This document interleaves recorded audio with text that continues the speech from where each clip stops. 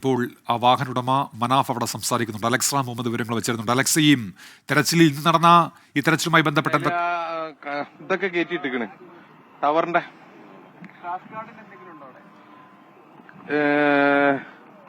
Crash കാർഡിന്റെ നമ്മളതാണെന്നുള്ളത് ഇല്ല അത് വേറെ എന്തോന്നാണെന്ന് എന്റെ അഭിപ്രായം.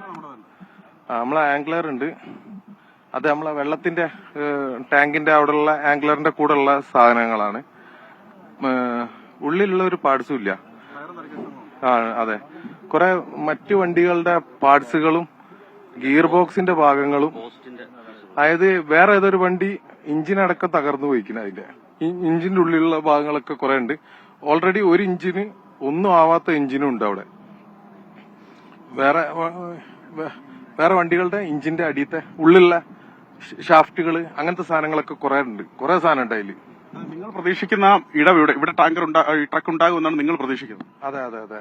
എന്താ ഇന്ദ്രപാലൻ പറയുന്നത് സ്ട്രോങ് സിഗ്നൽ ലഭിച്ചത് മൺകൂന കാണുന്ന 4ാമത്തെ പോയിന്റിലാണ്. അതെ, ഇന്ദ്രപാൽ സാർ കാണാൻ വേണ്ടി പറഞ്ഞിരിക്കണ്. ഒന്ന് പോയി കണ്ടിട്ട് എന്താന്നുള്ളത് ചോദിച്ചു നോക്കട്ടെ.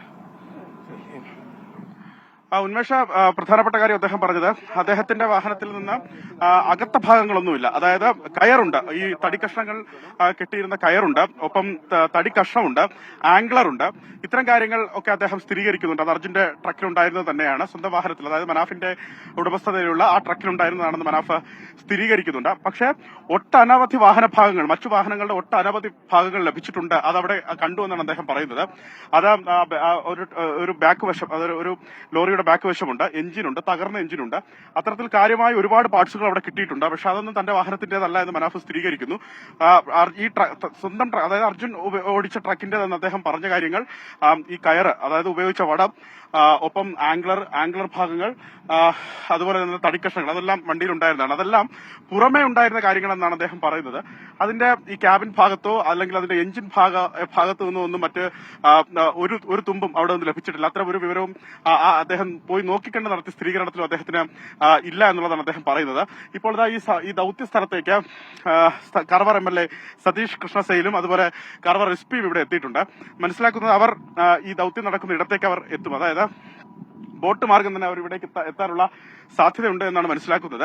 ആ അനുമാനത്തിന് ശേഷം അവർ ആ സ്ഥിതിഗതികൾ വിലയിരുത്തിയതിനു ശേഷം, അത് മാത്രമല്ല, അടുത്ത 3 ദിവസം ഈ മേഖലയിൽ, ഈ ഷിരൂർ ഉൾപ്പെടുന്ന ഉത്തര കന്നഡ മേഖലയിൽ ശക്തമായ മഴയ്ക്ക് സാധ്യതയുണ്ട് എന്ന് കേന്ദ്ര കാലാവസ്ഥാ വകുപ്പിന്റെ പ്രവചനമുണ്ട്. അങ്ങനെയെങ്കിൽ ദൌത്യം നിർത്തിവെക്കുമോ തുടങ്ങിയ നിർണായക ചോദ്യങ്ങളുടെ ഉത്തരങ്ങൾ അല്പസമയത്തേക്ക് ഒരുപക്ഷെ ഈ കാർവാർ MLA അടക്കമുള്ള ഈ ഉന്നത ഉദ്യോഗസ്ഥർ, ജനപ്രതിനിധികൾ ഒക്കെ നൽകും എന്നുള്ളതാണ് മനസ്സിലാക്കുന്നത്. ഇപ്പോൾ ഏറ്റവും പ്രധാനപ്പെട്ട കാര്യം, ഈ ഡ്രഡ്ജർ വാഹനത്തിലെത്തി മനാഫ് നടത്തിയ പരിശോധനയിൽ ഈ തകർന്ന ഭാഗങ്ങളായി ലഭിച്ച വസ്തുക്കളൊന്നും അർജുൻ ഓടിച്ച ട്രക്കിന്റേതല്ല എന്ന് അദ്ദേഹം സ്ഥിരീകരിക്കുന്നു.